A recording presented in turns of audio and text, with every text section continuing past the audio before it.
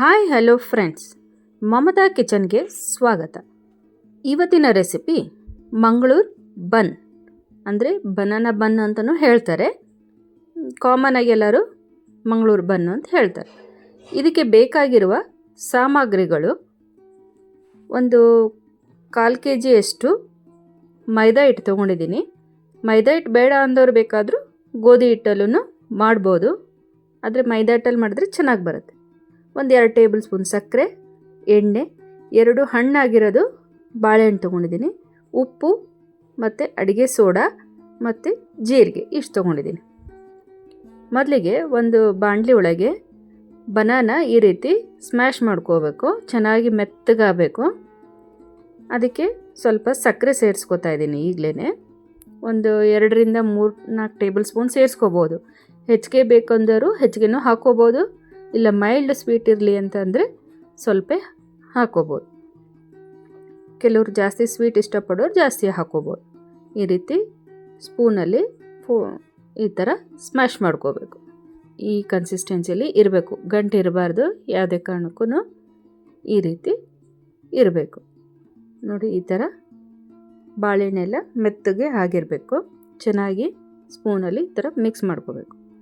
ಈ ಟೈಮ್ನಲ್ಲೇ ಸ್ವಲ್ಪ ಜೀರಿಗೆ ಹಾಕ್ಕೋತಾ ಇದ್ದೀನಿ.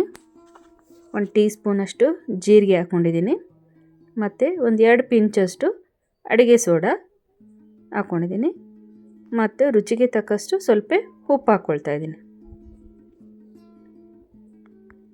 ಈಗ ಇದ್ರ ಜೊತೆಗೇ 2 ಟೇಬಲ್ ಸ್ಪೂನಷ್ಟು ಮೊಸರು ಹಾಕ್ಕೋಬೇಕು. ಆಗಲೇ ಹೇಳೋದು ಮರ್ತಿದ್ದೆ, ತೋರಿಸೋದು ಮರ್ತಿದ್ದೆ ನಾನು, ಹಾಗಾಗಿ ಇವಾಗ ಹಾಕ್ತಾಯಿದ್ದೀನಿ. ಅದನ್ನು ಎಲ್ಲನೂ ಚೆನ್ನಾಗಿ ಮಿಕ್ಸ್ ಮಾಡ್ಕೋಬೇಕು.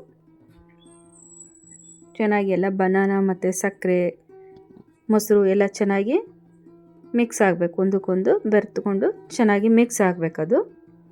ಈ ಟೈಮ್ನಲ್ಲಿ ನಾವು ಇದಕ್ಕೆ ಎಷ್ಟು ಬೇಕಾಗುತ್ತೆ ಅಷ್ಟು ಮೈದಾ ಹಿಟ್ಟು ನೋಡ್ಕೊಂಡು ಸ್ವಲ್ಪನೇ ಹಾಕ್ಕೋತಾ ಇರಬೇಕು. ಒಟ್ಟಿಗೆ ಜಾಸ್ತಿ ಹಾಕಬಾರ್ದು. ಇದು ಚಪಾತಿ ಹಿಟ್ಟಿನ ಅದಕ್ಕಿಂತ ಸ್ವಲ್ಪ ಸಾಫ್ಟಾಗಿ ಕಲಿಸ್ಕೋಬೇಕು. ಕೈಯಲ್ಲಿ ಚೆನ್ನಾಗಿ ಕಲಿಸ್ಕೊತಿದ್ದೀನಿ, ಯಾಕಂದ್ರೆ ಕೈಯಲ್ಲಿ ಕಲಿಸಿದ್ರೆ ಅದರದ್ದು ಹದ ಗೊತ್ತಾಗುತ್ತೆ. ನೋಡಿ, ಈ ಥರ ಸಾಫ್ಟಾಗಿ ಇರಬೇಕು. ತುಂಬ ಗಟ್ಟಿ ಇರಬಾರ್ದು, ತುಂಬ ತೆಳುನೂ ಇರಬಾರ್ದು, ಮೀಡಿಯಮಾಗಿ ಇರಬೇಕು. ಇದಕ್ಕೆ ಮೇಲೆ 1 ಟೀ ಸ್ಪೂನಷ್ಟು ಎಣ್ಣೆ ಹಾಕ್ಕೊಂಡು ಎಲ್ಲ ಕಡೆನೂ ಅಪ್ಲೈ ಮಾಡ್ಕೋತೀನಿ. ಈ ಥರ ತಿರ್ಸ್ಕೊಂಡು 1-2 ಸಲ ಹಿಟ್ಟನ್ನು ಮಿದ್ಕೋತೀನಿ. ಇದನ್ನು ಒಂದು 8ರಿಂದ 10 ತಾಸು, 10 ತಾಸು ಅದನ್ನು ನೆನೆಯಕ್ಕೆ ಬಿಡಬೇಕು. ಈಗ ಒಂದು 10 ಅವರ್ ಆಗಿದೆ ಅದು. ನೋಡಿ, ಈ ಥರ ಚೆನ್ನಾಗಿ ಸಾಫ್ಟ್ ಆಗಿದೆ.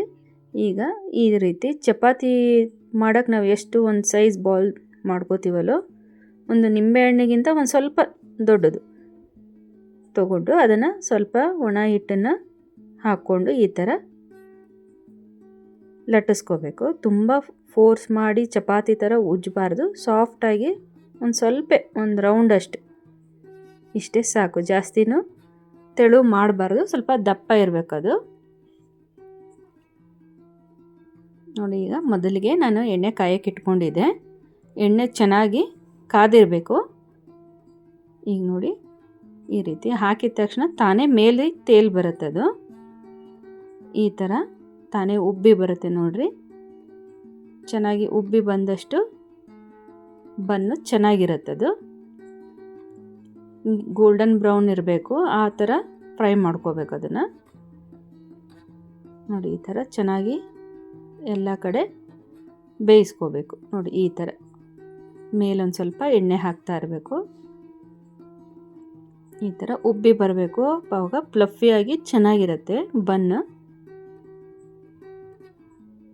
ನೋಡಿ, ಈ ಥರ ಚೆನ್ನಾಗಿ 2 ಕಡೆನೂ ಚೆನ್ನಾಗಿ ಬೇಯಿಸ್ಕೋಬೇಕು. ಈಗ ಸರ್ವಿಂಗ್ ಪ್ಲೇಟಿಗೆ ಸರ್ವ್ ಮಾಡ್ಕೊಂಡಿದ್ದೀನಿ. ಇದು ಕಾಯಿ ಚಟ್ನಿ, ಪೀನಟ್ ಚಟ್ನಿ ಮತ್ತು ಟೀ ಇದ್ರ ಜೊತೆಗೆಲ್ಲ ಈವ್ನಿಂಗ್ ಸ್ನ್ಯಾಕ್ಸ್ ಆಗಿನೂ ಟೇಸ್ಟ್ ಮಾಡ್ಬೋದು, ಇಲ್ಲ ಮಾರ್ನಿಂಗ್ ಟಿಫಿನ್ಗೂ ಟೇಸ್ಟ್ ಮಾಡ್ಬೋದು. ಇದು ಕೂಟು ಅಂತಾರಲ್ಲ, ತರಕಾರಿ ಕೂಟು, ತರಕಾರಿ ಸಾಗು ಅಂತಾರಲ್ಲ, ಅದ್ರ ಜೊತೆಗೂ ಟೇಸ್ಟ್ ಮಾಡ್ಬೋದು. ಇದೇ ಥರ ಮಮತಾ ಕಿಚನ್ನ ವೀಕ್ಷಿಸಿ. ಈ ರೆಸಿಪಿ ಒಮ್ಮೆ ಟ್ರೈ ಮಾಡಿ ನೋಡಿ ಹೇಗಿದೆ ಅಂತ ಕಮೆಂಟ್ ಮಾಡಿ. ನಿಮಗೆ ಈ ವಿಡಿಯೋ ಇಷ್ಟವಾದಲ್ಲಿ ಲೈಕ್, ಶೇರ್, ಸಬ್ಸ್ಕ್ರೈಬ್ ಮಾಡಿ. Thank you for watching this video.